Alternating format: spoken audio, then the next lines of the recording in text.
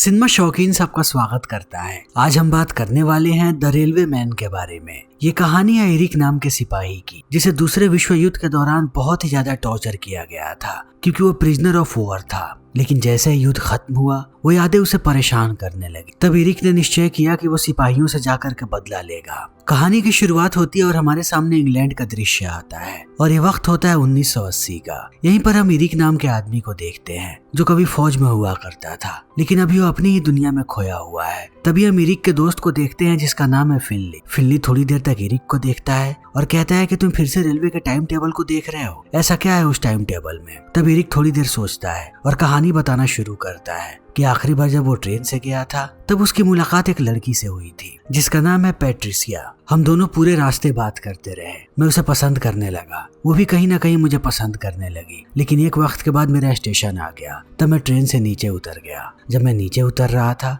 तब मुझे एहसास हुआ कि मैं उस लड़की से प्यार करता हूँ, इसीलिए मैं दोबारा टाइम टेबल को देख रहा हूँ। तब इस बात को सुनने के बाद यहाँ के सारे लोग कहते हैं कि तुम्हें कुछ करना चाहिए। अगर तुम सच में उससे प्यार करते हो तो उससे दोबारा जाकर के मिलो, उसकी बातों को याद करो कि आखिर उसने क्या कहा था, उससे तुम्हें पता लग जाएगा कि वो तुम्हें कहाँ मिलेगी। तब एरिक सारी बातों को याद करता है और उसे याद आता है कि अभी पैट्रिसिया कहाँ पर है, उसकी ट्रेन जल्दी ही आने वाली है। तब वो स्टेशन पे जाता है और उसका स्वागत करके कहता है कि आज रात का डिनर वो उसके साथ करना चाहता है। तब ये दोनों डिनर पे जाते हैं और धीरे धीरे करीब आने लगते हैं। डिनर के समय यहाँ पर पैट्रिसिया किस करती है एरिक को और किस करने के बाद कहती है कि अगर तुम अपने मूंछों को कटवा दो तो मैं तुम्हें दोबारा किस करूंगी। इस बात को सुनते ही एरिक जल्दी ही मूंछें कटवा देता है और ये रिलेशन में आ जाते हैं और थोड़े समय के बाद दोनों निश्चय करते हैं कि ये शादी के बंधन में बंधेंगे। तब इन दोनों की शादी हो जाती है। लेकिन शादी के पहली रात जब एरिक सोया होता है तब पैट्रिसिया बाथरूम में होती है। इसी बीच एरिक देखता है कि नागासी नाम का यहाँ पर एक जापानीज ऑफिसर आया है जो उसे पकड़ करके ले जाता है और एक कमरे में ये सारे लोग मिल करके उसे बंद करने लगते हैं। तब हमें एहसास होता है कि ये सब कुछ एरिक की हेल्यूसिनेशन है, उसे कोई कहीं पर लेकर के नहीं जा रहा।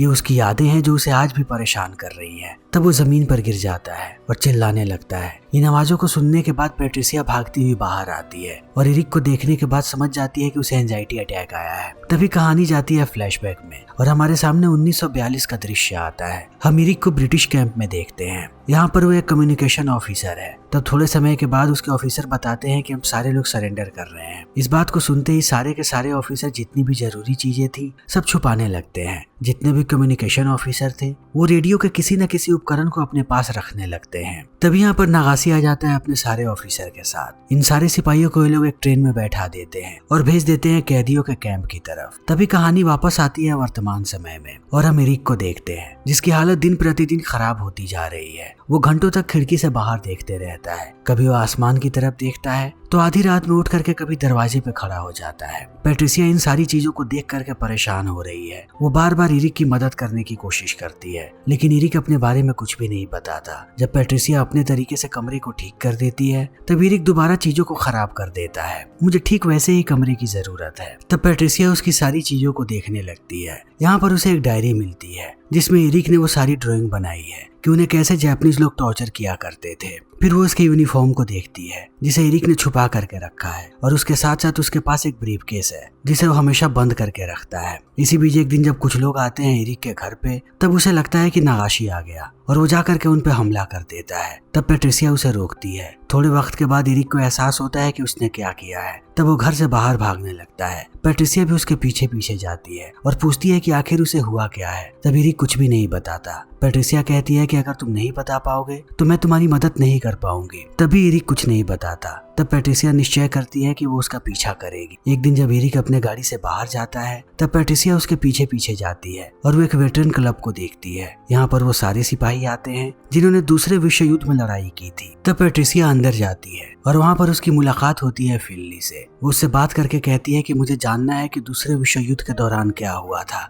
मुझे पता है कि सारे सिपाहियों को बहुत ही ज्यादा दिक्कत हुई। मैं नर्स हुआ करती थी, मैं चीजों को जानती हूँ कि वहाँ पर क्या होता है। तब फिनली कहता है कि तुम सोच भी नहीं सकती कि हम लोगों ने क्या झेला है। तब पैट्रिसिया कहती है कि हर रोज मैं घुटते हुए देखती हूँ एरिक को, मैं उसकी मदद करना चाहती हूँ, इसीलिए मेरे लिए जानना बहुत ही ज्यादा जरूरी है। तब इन बातों को सुनने के बाद फिनली मान जाता है और वो कहानी सुनाना शुरू करता है कि जब इन लोगों को ट्रेन में बैठाया गया उसके बाद क्या हुआ। ट्रेन जाने लगा कैंप की तरफ। उस ट्रेन में बहुत ही ज्यादा गर्मी थी, सारे लोगों का दम घुट रहा था। जापानियों ने वहाँ पर पानी तक नहीं रखा था। हम सब ऐसे ही प्यास से तड़प रहे थे और बहुत देर तक घुटने होने के बाद हम लोग पहुंचे कैंप पे। वहां जाने के बाद हमने देखा कि यहाँ पर कैदियों की तादाद बहुत ही ज्यादा है। इन सारे लोगों से मजदूरों की तरह काम करवाया जा रहा है। इन सब की हालत बिल्कुल भी काम करने लायक नहीं है। फिर भी अगर इन लोगों ने काम नहीं किया तो इन्हें जानवरों की तरह पीटा जाएगा। जितने भी नए कैदी वहां पर जाते थे उन सबको लाइन में खड़ा कराया जाता था और सबको खुदाई के लिए वो लोग भेजने लगे। लेकिन इरिक को किसी ने भी खुदाई के लिए नहीं भेजा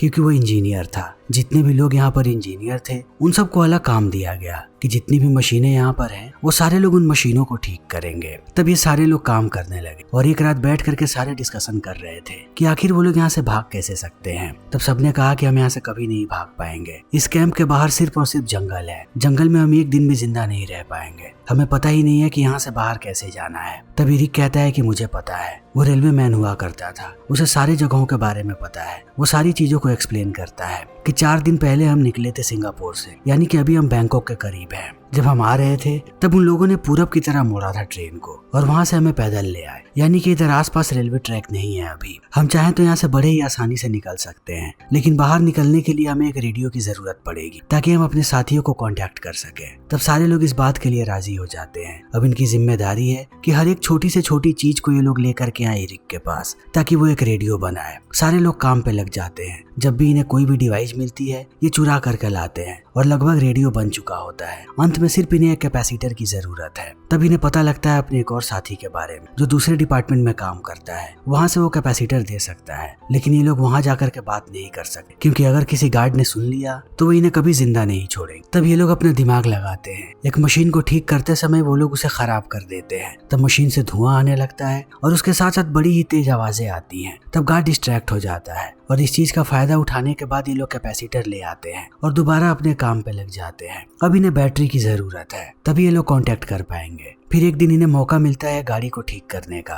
गाड़ी को ठीक करते समय ये लोग उसके बैटरी से रेडियो को कनेक्ट कर देते हैं और कांटेक्ट करते हैं कैंप पे। तब इन्हें पता लगता है कि जिनसे इनका कांटेक्ट हुआ है वो सिर्फ एक रिसीवर है। वो किसी भी संदेश को बाहर नहीं भेज सकता। लेकिन यहाँ पर इन्हें एक गुड न्यूज पता लगती है कि रशियन ने स्टालिनग्राड पे हमला कर दिया है। हिटलर भाग रहा है और अमेरिकी सिपाही हर जगह से निकल चुके हैं, यानी कि जल्दी ही ये युद्ध खत्म होने वाला है। इस बात को सुनने के बाद ये सारे लोग खुश हो जाते हैं और कैंप पे हर तरफ इस बात को फैलाने लगते हैं ताकि जितने भी लोग यहाँ पर हैं उनकी जिंदा रहने की उम्मीद बनी रहे। इसी बीच जब इरिक अपने नक्शे को निकालने जाता है तब उसे एक सिपाही पकड़ लेता है। ये लोग ला करके सबको लाइन में खड़ा कराते हैं और इनके सामने रेडियो रख देते हैं। फिर एक एक करके सबसे पूछना शुरू करते हैं कि आखिर ये रेडियो किसने बनाया है, किसका है। तब कोई कुछ भी नहीं बताता तो ये लोग इरिक के एक सिपाही को बड़ी ही बेरहमी से पीटते हैं। वो इतना ज्यादा चोटिल हो जाता है कि वो उठ भी नहीं पाता है। तब इस चीज को देखने के बाद इरिक सामने आ जाता है। वो नहीं चाहता कि उसके किसी और साथी को ये लोग पीटे। वो सामने आकर के कहता है कि ये रेडियो मेरा है। तब ये लोग बड़ी ही बेरहमी से इरिक को पीटने लगते हैं।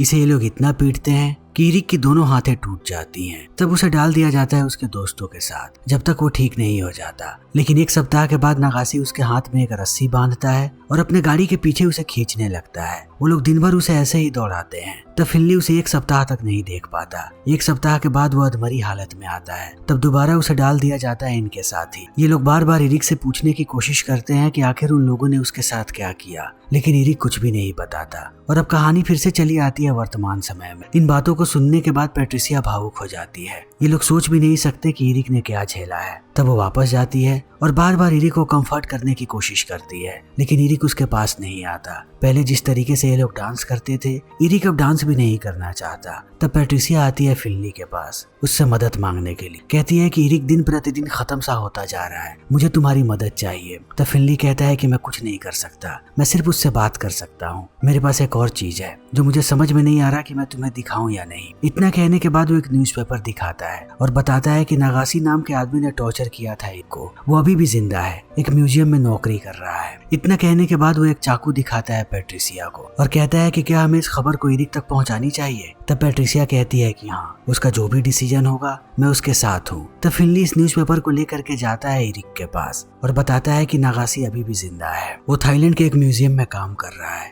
मैं चाहता हूँ कि तुम थाईलैंड जाओ और उसके साथ वही करो जो उन लोगों ने तुम्हारे साथ किया। तब इरिक कहता है कि मैं अब एक सिपाही नहीं हूँ, मैंने अपनी पूरी जिंदगी बदले के बारे में सोच करके बिताई है, लेकिन अब मैं बदले के बारे में नहीं सोचना चाहता, मैं एक अच्छा पति बनना चाहता हूँ। तब फिनली कहता है कि तुम नहीं बन पा रहे हो, तुम्हारी पत्नी अभी भी परेशान है, वो तुम्हें पूरी तरीके से नहीं पा रही है क्योंकि तुम्हारा दिमाग अभी भी वहीं का वहीं अटका हुआ है।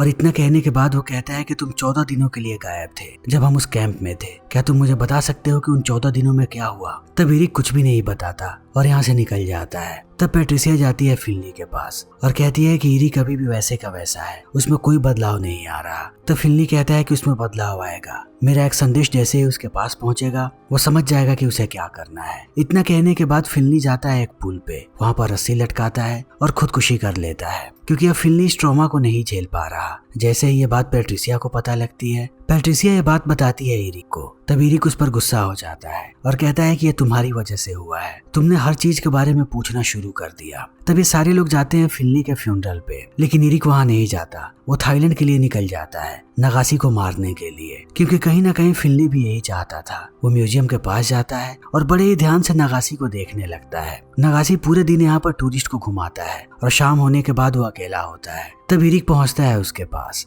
नगासी अब इरिक को नहीं पहचानता, लेकिन जब ये दोनों बातें करना शुरू करते हैं तब नगासी समझ जाता है कि ये इरिक ही है। ये दोनों एक दूसरे के सामने बैठ जाते हैं। ये लोग अभी वैसे ही बैठे हैं जैसे नगासी कभी बात किया करता था इरिक से जब उसने उसे पकड़ा था। तब कहानी दोबारा जाती है फ्लैशबैक में और हम इरिक को देखते हैं जो नगासी के सामने बैठा है। नगासी कहता है कि मैंने तुम्हारे सारे साथियों से पूछताछ की, उन सब ने इस बात को एक्सेप्ट कर लिया कि तुम सब लोगों ने मिल करके रेडियो को बनाया, लेकिन उनके मुखिया तुम थे, तुम सारी चीजों को कर रहे थे और हमें नक्शा भी तुम्हारे पास से ही मिला है। हमें सीधे सीधे बताओ कि तुमने वो संदेश कहाँ भेजा था, किन लोगों को तुम यहाँ पर भुलाने की कोशिश कर रहे हो। तब इरिक कहता है किसी को भी नहीं, उस रेडियो से कोई भी संदेश नहीं भेजा जा सकता। और जहाँ तक नक्शे की बात है, मैं रेलवे मैन हुआ करता था, इसीलिए मुझे नक्शा बनाना पसंद है। लेकिन नगासी उसकी बात नहीं मानता और ये लोग उसे ले जा करके एक पिंजरे में बंद कर देते हैं। रोज ये लोग उसे बाहर निकालते हैं और बड़ी बेरहमी से पीटते हैं और पीटने के बाद दोबारा पिंजरे में बंद कर देते हैं। इस बीच ना वो उसे खाना देते हैं और ना ही पानी देते हैं और ये चीज ऐसे ही चलती जाती है। और एक वक्त ऐसा आता है जब इरिक को लगता है कि वो नहीं बचेगा।